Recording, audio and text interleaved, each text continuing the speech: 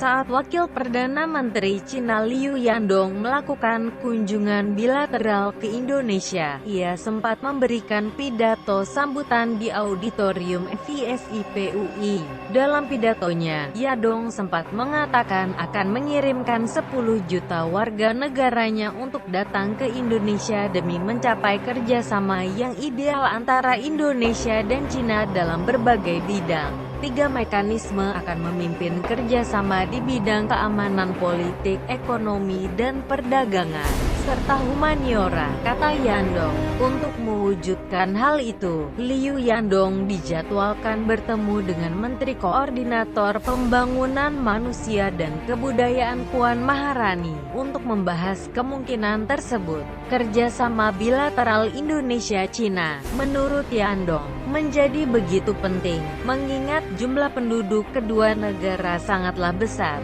Apabila jumlah penduduk kedua negara digabungkan maka akan mencapai 1,6 miliar jiwa yang merupakan seperempat dari total penduduk dunia.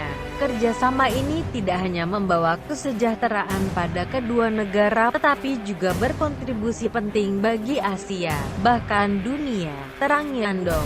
Menurut Direktur Institut Ekonomi Politik Soekarno-Hatta, IEPSH, Hatta Taliwang, rencana tersebut berpeluang memunculkan isu-isu politik yang luar biasa dahsyat, dan menimbulkan persaingan budaya antara warga Cina dengan pribumi. Terjadi pertarungan untuk mempertahankan siapa yang lebih dominan. Rencana pemerintah Cina yang tampaknya akan disetujui pemerintahan Jokowi JK ini harus benar-benar dicermati, karena bisa menjadi sumber masalah baru bagi bangsa Indonesia ke depannya. Mengingat jumlah 10 juta jiwa itu bukanlah suatu jumlah yang sedikit, dikhawatirkan menjadi strategi Cina untuk menguasai Indonesia, secara pelan memasukkan warga negara Cina ke Indonesia, kemudian mendesak keluar warga pribumi Indonesia pada perannya di sektor-sektor strategis di Indonesia digantikan warga Cina.